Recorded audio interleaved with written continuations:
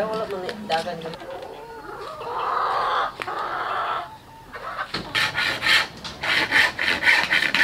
Magandang araw mga ka-agri, welcome back sa ating channel, Agri Lifestyle. So for today's video, naisipan namin ni Warlito na i-repair itong kulungan namin dito ngayon kasi medyo maraming sira na mga ka-agri.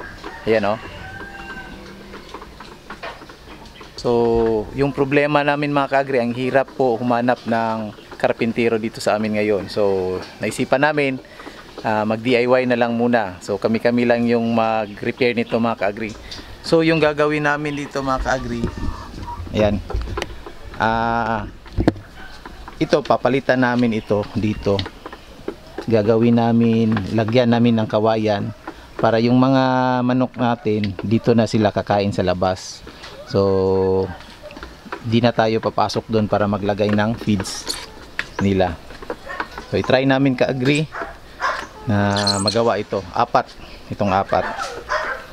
So yung gagawin namin para sa mga breeders. Yan. Ready na po ito mag-lay. Nasa 21 weeks old na po sila mga ka-agri. Ayan. So itong patungan nila, yan. So ita-transfer namin ni Warlito dito banda. Ayan. So sa patubigan naman, naisipan namin ni Warlito na maglagay ng PVC pipe papunta dito. Ayan. So ano na lang, lagyan namin ng nipple. So i-try namin, kami-kami lang ni Warlito yung gagawa nito mga ka-agri. Yan si Warlito, nagpakain ng aso.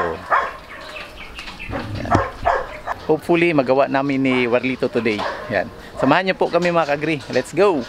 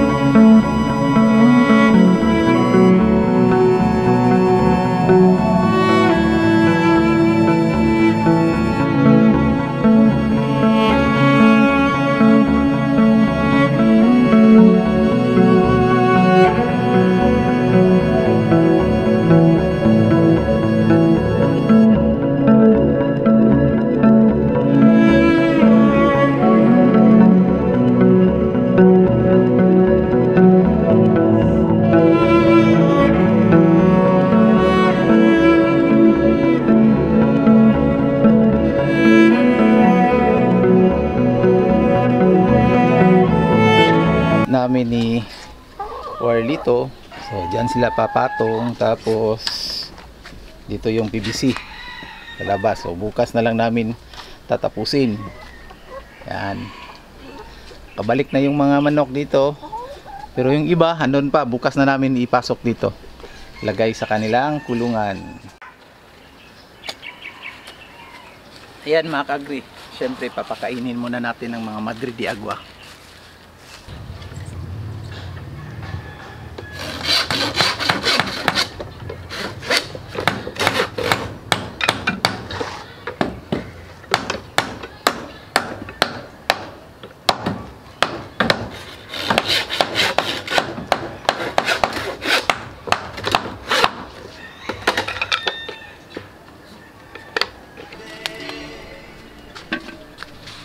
Siyempre, kape muna mga ka-agri.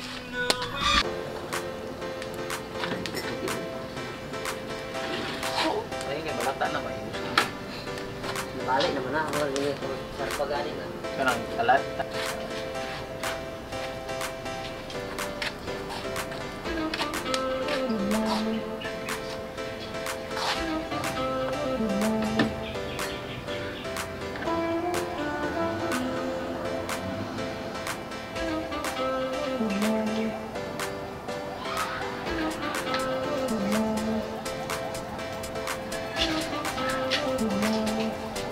Ayan mga kagro, grabe talaga yung mga kapatid natin na nagbebenta ng kawayan. Yung nasa labas, ito yung nakikita natin sa labas. Ayan. Yung kulay green. Ang ganda. Ang ganda tingnan. Pero yung nasa loob ng bundle, ayan. Wala talaga. Parang ubod. Grabe. Wag naman sana mga kapatid, wag nyo naman sana ganyanin yung negosyo nyo. Pangit kasi.